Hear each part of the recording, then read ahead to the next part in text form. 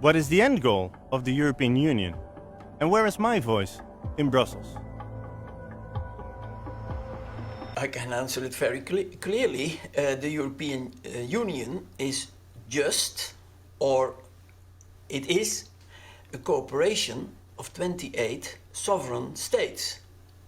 Sovereign states? Yes. A sovereign country is boss over its own money and laws. Our parliament used to decide how our money was spent, but now the national budget is under control of the European Commission. They take care of our wallets and the wallets of the other 28 EU countries. How well is all this money spent? Europe is in crisis, but the European Union thinks it needs a new building. Poland built 121 kilometers of sound wall in a remote area with no people. The only ones to have their ears protected were cows. The last 5 years, the European Union transferred 800 million euros directly to the government of Egypt.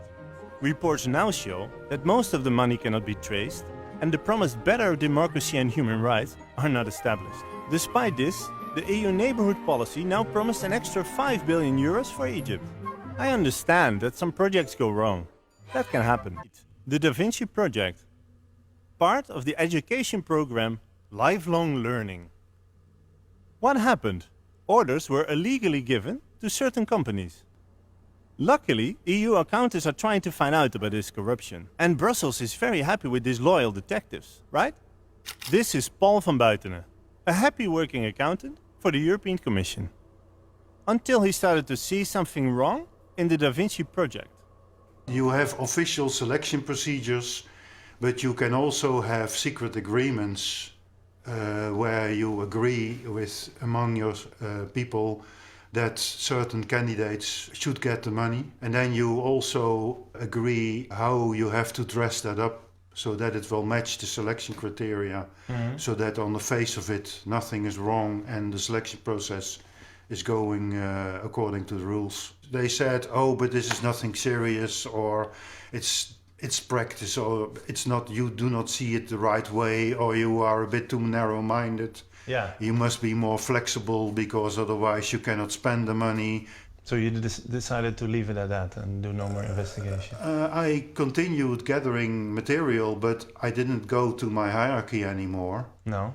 And when I had enough material, I went to the anti-fraud unit in the European Commission, which is another unit not in the organization where I worked, and they didn't pick it up either. So loyal EU accountant van Buitenen saw no other option than to go to the press. A huge scandal broke out and the entire EU Commission had to resign. The first and only time in history. He had to defend himself against EU law department's attacks for years.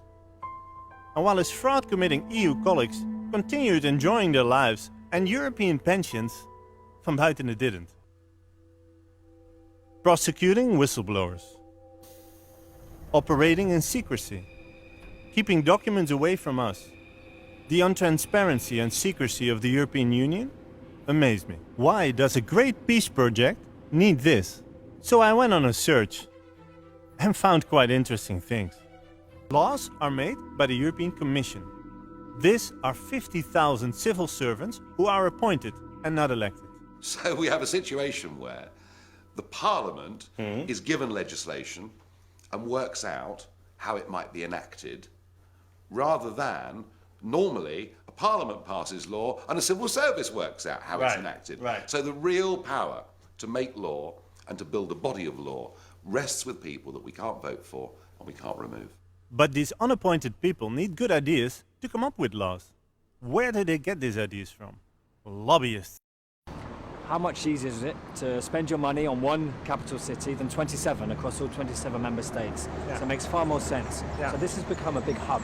I mean, in terms of the figures, which is quite important, there's between 15 and 30,000 lobbyists here in Brussels. The figures are very unsure, partly because there's no transparency, very little transparency at least. There's a register for lobbyists, but unfortunately, unlike the US, it's voluntary, which means if you don't want to, you don't have to. Brussels is Mecca for lobbyists, and the consequences arrive to the most intimate parts of our lives. Meet TC1507, a genetically modified supercorn that keeps bugs away. But it's also dangerous for humans and animals. Research shows that genetic modification increases the risk of cancer and causes birth defects. That's why it's banned. Until now, the European Commission declares it safe for consumption. Despite 19 EU countries not wanting the corn, massive online protests from people, and scientists saying it's not safe to take it, the European Commission thinks you should eat it. I wondered why the Commission allowed it, until I found out that 60% of the experts of the food group from the European Commission has direct business ties to the food industry. Enjoy your meal.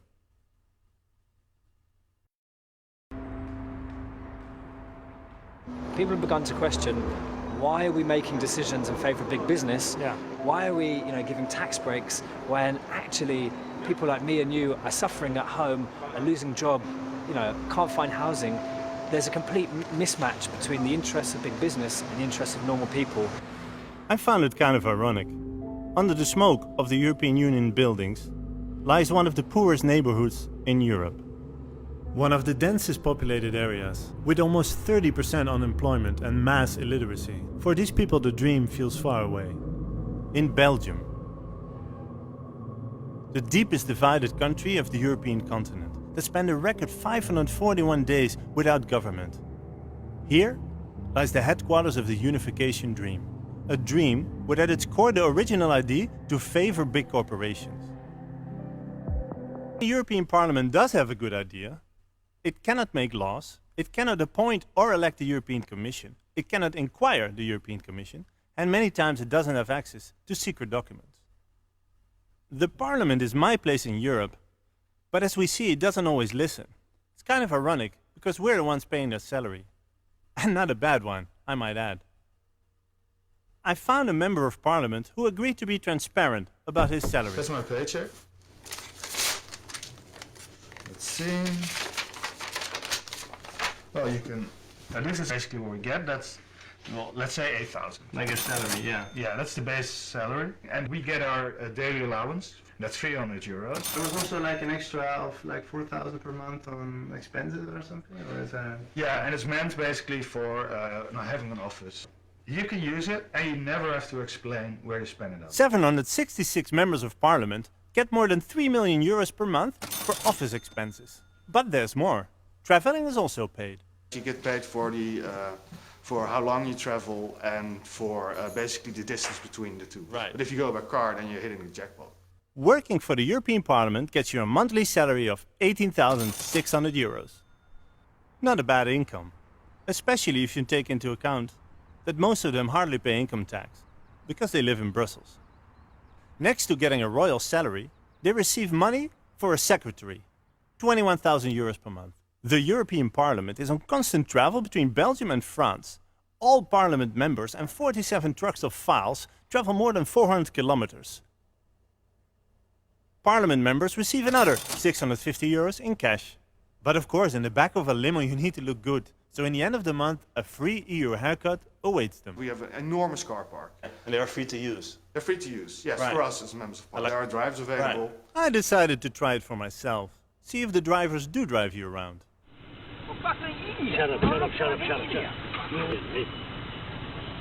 But the driver doesn't want to take me. I have to go for the common people's option. It was time for a European constitution. And this time, we had a say. In a binding referendum about transferring more powers to Europe, the unthinkable happened. The constitution was denied in Holland, but also in Ireland, Denmark and France. We people won. Or did we? Things looked very grim. The outlook was very grim. And then the Commission said, let's stop the process. We need to come up with something different. And yes, they came up with something completely different. The Lisbon Treaty. But how different was this Lisbon Treaty? It is the constitutional treaty in a different wrapping. You and me didn't want more Europe, and we denied the constitution. So this time, we were not asked about our opinion. Was that fair to the people that said no? No. It wasn't. No. No? No. It's a scam. Yeah? Yes. I was curious about a new opinion. How do people outside the EU see these developments? I decided to go on a trip. Switzerland. Not part of the EU. But why didn't they join us? I hope to get a better understanding of our own situation through the eyes of the Swiss people. Why are the Swiss not part of the EU? Sie wären froh, wenn wir zu ihnen kämen, zur Ja? EU, oder? Ja, Aber wir möchten nicht. wieso nicht? Wir haben das Gefühl, dass wir da nicht mehr machen können, was wir wollen. Okay. Wir können jetzt selber abstimmen. Wir gehen am Sonntag abstimmen, dann sagen wir, das wollen wir und das wollen wir nicht. Ja. Und die Mehrheit entscheidet. Oder? The Swiss have a direct democracy, meaning they can vote all the time on many issues. To learn more about this, I set up a meeting with the chief editor of a large newspaper. Direct democracy means that really the citizens are the chiefs. You know, they actually are in charge here. They're responsible. They have the highest power in their hands. Do you think as a Swiss citizen you have more power than I do as a member of European Union? Definitely, absolutely, yeah, definitely, Yeah? absolutely. Yeah. For example, we vote on even 0.1% of the VAT tax, for example, whereas in Germany they could change the tax when I lived there from, you know, they could raise it from 3% without any kind of plebiscite or vote on the votation. So that's I would say that's a very specific result of direct democracy, and more control of the budget, of what politicians do with the tax money. The people here have an absolute veto on every law. Take, for example, ESM, European Stability Mechanism. Das Grundkapital beträgt 700 Milliarden Euro. Der ESM kann also beliebig nachfordern. Unbegrenzt. Und wir sind dann, siehe Artikel 9, bedingungslos und unwiderruflich verpflichtet zu zahlen? Der ESM verfügt über volle Rechts- und Geschäftsfähigkeit für das Anstrengen von Gerichtsverfahren. Der ESM, sein Eigentum, seine Finanzmittel und Vermögenswerte genießen umfassende gerichtliche Immunität. Wenn der ESM ruft, dann muss es schnell gehen. Immerhin 7 Tage. Bei den normalen Bankenlaufzeiten müssten wir also innerhalb von 4 Tagen den Überweisungsträger ausfüllen. At the introduction of the euro, bailouts were strictly forbidden. Now, we have to come up with billions of euros in 4 days. No questions asked, no right to refuse. The crown on this particular corporate interest project, as it has become, was the introduction of the Eurozone. The euro as a monetary instrument which allowed corporate interests by means of state actors to capture national political agendas and transform national political economies into basically neo-conservative or neo-liberal kind of entities. You say the euro is a business coin. Absolutely. If you accept that and you take that as a lens, glasses, and you start looking at what is currently going on in the euro crisis, the way in which the euro crisis is being managed, the kind of institutional remaking that is being enacted in Ireland, in Portugal, in Spain, in Italy, and in Greece in particular.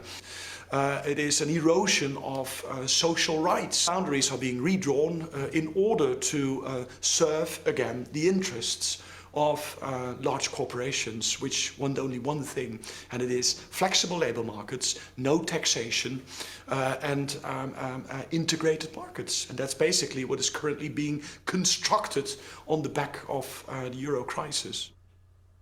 Het idee dat je het niet meer in eigen hand hebt, dat je daarvan afhankelijk bent en dat je daar... Her prestige project is a public prosecution office. This will of course serve above the national ones. It will be able to give direct orders to countries on which person to prosecute and how.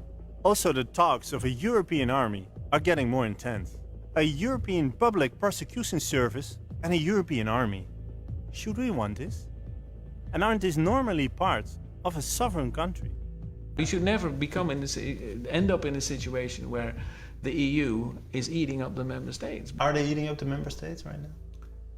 The way the current discussions about the future of the EU is developing, yes. The European Union institutionally at the moment is, in my eyes, the opposite of a democracy. It's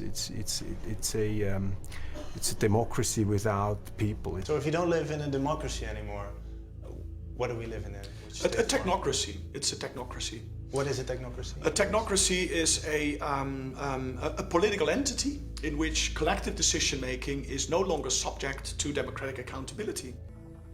As good citizens, we vote. But why actually? If the people we choose are not the ones in power. And the ones in power don't need my voice or yours.